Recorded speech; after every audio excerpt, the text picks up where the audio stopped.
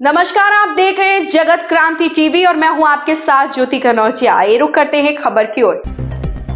UP के मंत्री और सुहेल देव भारतीय समाज पार्टी के संस्थापक राष्ट्रीय अध्यक्ष ओम प्रकाश राजभर ने कहा, नरेंद्र मोदी ने लोगों के लिए जो किया है उसके लिए लोगों ने उन्हें तीसरी बार अपना प्रधानमंत्री चुना। कल तक विपक्ष कहता था कि सरकार नहीं बनेगी, लेकिन सरकार बन गई।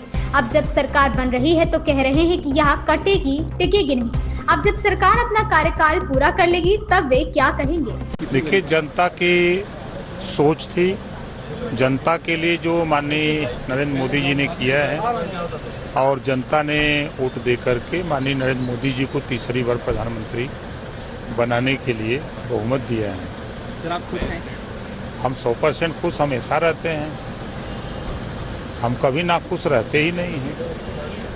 सोनिया गांधी ने कहा है कि ये मोदी की नैतिक हार है, उनको इस्तीफा देना चाहिए और राहुल गांधी को लीडर ऑफ अपोजिशन बनाया जाए। देखिए, कांग्रेस का अपना काम है और सोनिया जी कह रही हैं तो बड़ी लीडर हैं।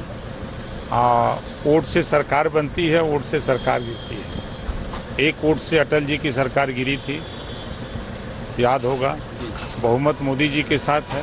पहले ही एनडीए गठबंधन ने पहली बार, जो गठबंधन था, पहली बार ही प्रधानमंत्री का चेहरा घोषित करके चुनाव लड़ा और प्रधानमंत्री की कुर्सी पर बैठाने के लिए सब लोग पहले से मन बनाए हुए थे। सर, विपक्ष हो या अखिलेश यादव हो, वो कह रही है बैसाखी की सरकार है, नीतीश कुमार कभी भी उलट सकते हैं, चंद्रबाबू नायडू कभी भी उलट सकते हैं, तो ऐसे में बीच में भी चुनाव हो सकता है, ऐसा कांग्रेस के लोग कह रहे हैं। देखिए,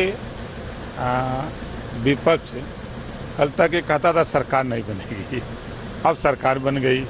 अब कह रहा है कि लंगड़ी सरकार है, सरकार नहीं चलेगी। 5 साल जब सरकार चल जाएगी तब क्या कहेंगे। विपक्ष का काम है, देखिए, लोग अपने मुद्दे से भटक गए हैं। विपक्ष के लोगों का काम होता है कि सरकार जो काम कर रही है उसमें कहीं अगर गलती हो रही है तो उसको एहसास कराना, ये गलत हो रहा है, ऐसे होना चाहिए, सुझाव देना। लेकिन अब लोग नैतिकता खो दिए हैं, बस सिर्फ विरोध एक मानसिकता बन गई है। आपने देखा अयोध्या में भगवान राम का मंदिर बना, तब भी लोगों ने विरोध किया। तो ये विरोध इनका माध्यम है और दूसरा काम नहीं है। हम तो कह रहे हैं कि देश में जरूरत जिस बात की है उसके लिए क्यों नहीं बोलते। देश में जब लड़ाई हो रही है 1 नेशन 1 इलेक्शन की, आप क्यों नहीं बोलते हो कि 1 नेशन 1 एजुकेशन, ये बात क्यों नहीं बोलते हैं।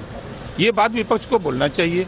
आज देश में रोहिणी आयोग का गठन हुआ है ना, 27% आरक्षण को पूरे देश में बांट के देने के लिए, आप उस पर क्यों नहीं बोलते हो। विपक्ष में क्यों बैठे हो, किस बात के लिए बैठे हो, खाली ड्रामा बतियाते हो।